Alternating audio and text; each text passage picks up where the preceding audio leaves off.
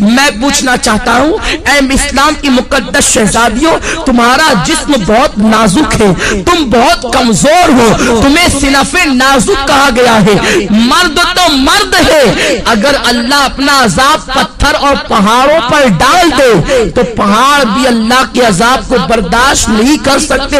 میری بہنوں، تم اللہ کے عذاب کو کیسے برداشت کر سکو گی؟ تمہارا یہ نازک وجود اللہ کے عذاب کو کس قدر برداشت کرنے کی طاقت رکھتا ہے؟ ذرا سوچو تو صحیح، آج تم اپنے حسن کی نمائش کر رہی ہو، آج تم باریک اور پتلے کپڑے پہن کر کے اپنے حسن کو دنیا کے سامنے ظاہر کر رہی ہو، کیا تمہیں ڈر نہیں لگتا یہ تمہارا حسن زیادہ دن تک تمہارے پاس نہ رہ سکے گا؟ جوانی کتنے دن کے لیے آتی ہے؟ جوانی آتی ہے جانے کے لیے، جوانی آتی ہے ختم ہونے کے لیے۔ زیادہ سے زیادہ جوانی 10 سے 15 سال تک تمہارے پاس رہے گی۔ اپنی جوانی کی عمر میں تم اپنے حسن کی نمائش کر لو، تم اپنے حسن کی خوب نمائش کرو گی، اس کے بعد پھر کیا ہے؟ جس حسن کی تم نمائش کر رہی ہو، یہ نمائش تمہارا کرنا اسی تمہارے خوبصورت چہرے کو کبھی قبر کے کیڑے کھائیں گے، کبھی قبر کی مٹی کھائے گی۔ اپنی بڑی بڑی آنکھوں میں کاجل لگا کر، اپنی خوبصورت آنکھوں میں کاجل لگا کر بار بار آئینوں کو دیکھتی ہو اور بار بار عورتوں پہ فخر محسوس کرتی ہو کہ میری آنکھیں اتنی خوبصورت ہے، میرا چہرہ اتنا خوبصورت ہے۔ ارے نادانو، تمہارے خوبصورت چہرے کی حقیقت کیا ہے؟ اگر تمہارے چہرے پر چند پھنسیاں نکل آئے تو تمہارا شوہر بھی تمہاری طرف نگاہ اٹھا کر دیکھنے کو تیار نہ ہوگا، مگر اللہ اکبر، اس دنیا کے اندر اپنے چہرے کو حسین بنانے کے لیے، اپنے چہروں کو خوبصورت بنانے کے لیے اس قدر اہتمام کرتی ہو اور خوبصورت چہرے پہ اتنا مٹک مٹک کر اتراتی ہو، یہ تمہارا خوبصورت چہرہ قبر کے اندر 3 دن کے اندر بگڑ جائے گا، 3 دن کے اندر اسے قبر کے کیڑے کھائیں گے۔ حضرت سعید ابن مسیب رحمت اللہ تعالی علیہ فرماتے ہیں، جب حضرت علی مرتضیٰ کے ساتھ میں قبرستان گیا تو میں نے جانے کے بعد کیا دیکھا؟ علی مرتضیٰ نے قبر والوں کو سلام کیا اور سلام کرنے کے بعد پوچھا، اے قبر والوں، تمہارا کیا حال ہے؟ تمہاری کیا کیفیت ہے؟ تو ایک قبر سے آواز آئی، علی کیا پوچھتے ہو؟ جس خوبصورت بالوں کو ہم دن میں کئی مرتبہ سنوارتے تھے وہ بال ہماری کھوپڑیوں سے جھڑ چکے ہیں۔ اے علی کے مرتضیٰ، جن آنکھوں پر ہم بہت فخر کرتے تھے وہ آنکھوں کے گودے بے بے کر کے گالوں سے گر رہے ہیں، جس چہرے کے اور گالوں کی سرخی پر ہم اتراتے تھے ان گالوں کے گوشت کو کیڑوں نے کھانا شروع کر دیا ہے۔ اب تم ہمارا حال کیا پوچھتے ہو؟ جس جسم پر پرفیوم لگا کر، جس جسم پر عطر لگا کر دنیا کے سامنے فخر محسوس کرتے تھے، اس جسم کو ازدہے ڈس رہے ہیں۔ اے علی، اب ہم تمہیں اپنا کیا حال سنائے؟ اے اسلام کی مقدس شہزادیوں، اپنے بڑے بالوں کی نمائش کے لیے تم اس قدر سرگردہ نظر آتی ہو، اس قدر کو لاہو پر کوشا نظر آتی ہو، یہ تمہارے بال تمہاری قبر میں جھڑ جائیں گے، یہ تمہاری آنکھیں اسے قبر کے بچھو کھائیں گے، ہم اسے کھائیں گے۔ اور اللہ کے رسول تو یہاں تک فرماتے ہیں، آج عورتیں اپنے حسن کا غلط استعمال کر کے کبھی کسی غیر محرم لڑکے سے محبت کا پیغام دیتی نظر آتی، پیار و محبت کے نام پر اجنبی لڑکوں سے دوستی کرتی نظر آتی، اور یہ آج فیشن بن چکا ہے، اسے عیب نہیں سمجھا جاتا۔ وہ عورتیں کان کھول کر سن لے جو لوگوں سے غلط تعلقات قائم کرتی ہیں۔ فرمایا گیا جن عورتوں نے دوسرے مردوں سے تعلقات قائم کرنا تو بہت بڑا جرم ہے، ایک مرتبہ اپنا ہاتھ کسی دوسرے مرد کے ہاتھ میں دیا ہوگا، اس عورت پر اللہ اس کی قبر میں 99 سانپ مسلط فرمائے گا، اور اس میں سے ایک سانپ کی طاقت کا عالم یہ ہوگا کہ وہ سانپ اگر سانس لے دنیا میں وہ سانپ اگر دنیا میں سانس لے تو اس کی سانس کی گرمی سے پوری دنیا کے انسان مر جائیں، اور اگر وہ سانپ کسی پہاڑ پر اپنی دم کو مار دے تو پہاڑ ریزہ ریزہ ہو جائے، اتنا طاقتور وہ سانپ ہے۔ ایسے ایسے طاقتور 99 سانپ اس عورت پر مسلط کیے جائیں گے جس نے ایک مرتبہ اپنا ہاتھ کسی غیر مرد کے ہاتھ میں دیا ہوگا۔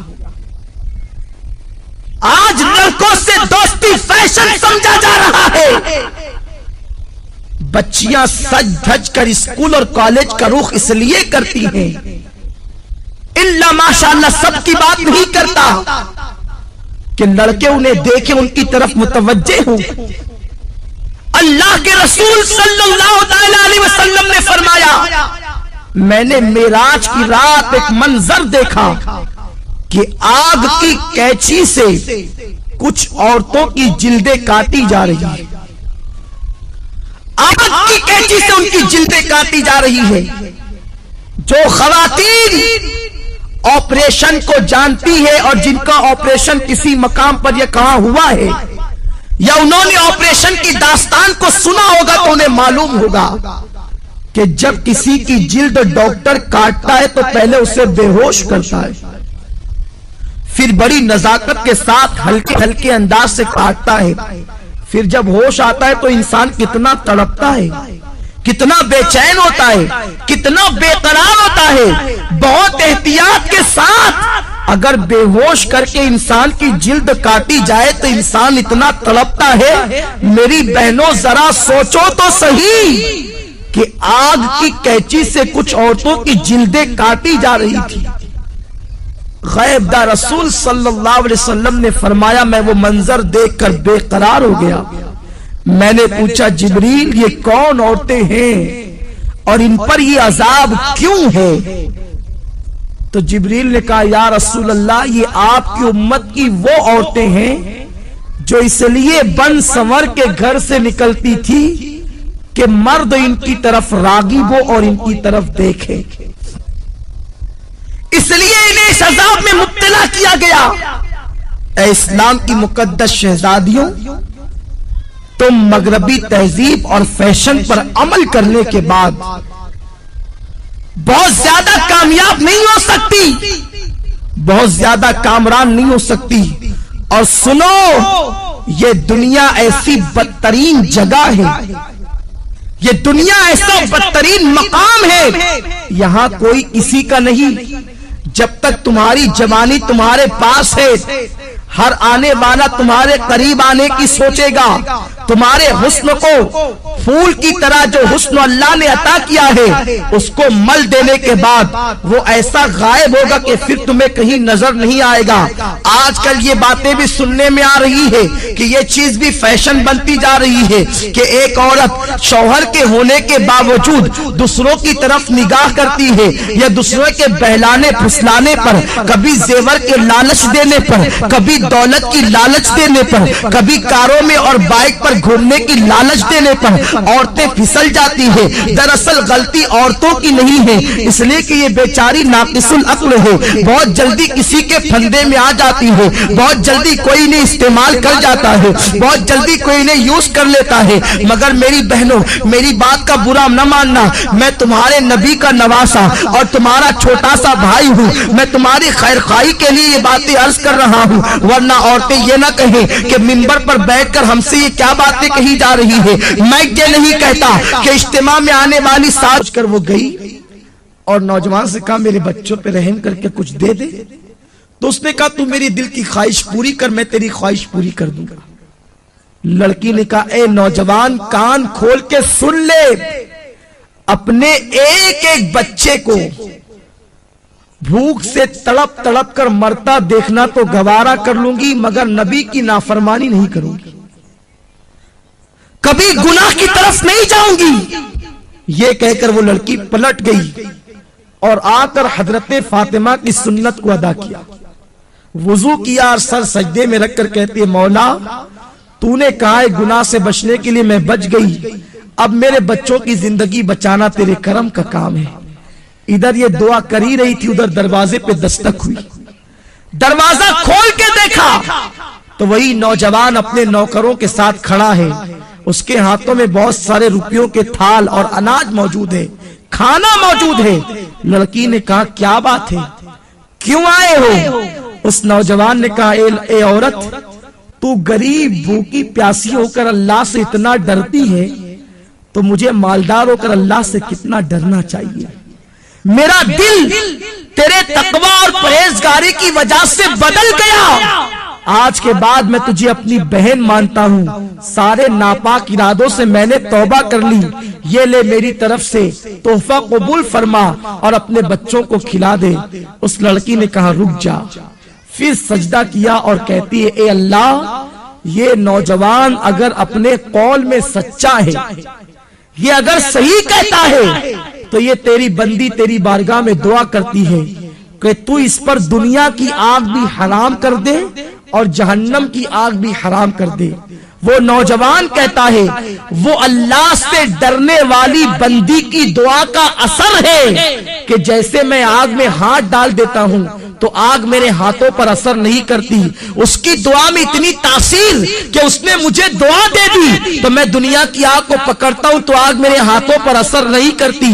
مجھے امید ہے کہ جہنم کی آگ بھی میرے جسم پہ اثر نہیں کرے گی. میری بہنوں ذرا سوچو تو صحیح, اگر ایک عورت گناہ سے بچے, ایک عورت اگر برائی سے بچے تو اس کی دعا میں اتنی تاثیر پیدا ہو جائے کہ اگر وہ کسی کے لیے دعا کر دے کہ تیرے ہاتھ پر دنیا کی آگ اثر نہ کرے تو دنیا کی آگ اسے جلا نہیں سکتی, تو خود اس بندی کے وجود کا عالم کیا ہوگا, خود اس بندی کی شان و شوکت کا عالم کیا ہوگا. تو میری بہنوں تم اپنے مقام کو پہچانو.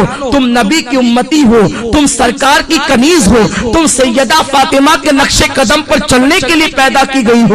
اپنی عصمت و آبرو کو سمجھو اور اپنی آبرو کا سودا نہ کرو. اور چلتے چلتے آخری بات بتا دوں, اگر کوئی میری بہن غلطی سے کوئی گناہ کر چکی ہے تو وہ پریشان نہ ہو, آج بھی توبہ کا دروازہ کھلا ہوا ہے. صدق دل سے توبہ کر لو. ابھی تھوڑی دیر کے بعد یہاں پر دعا ہوگی, ذکر ہوگا, اس میں چند آنسو بہا کے توبہ کر لو. اللہ تمہاری توبہ کو قبول فرما لے گا. میرے آقا فرماتے ہیں التائب من الذنب کمن لا ذنب لہ, کہ گناہ سے توبہ کرنے والا ایسا ہے جیسے اس نے گناہ کیا ہی نہیں.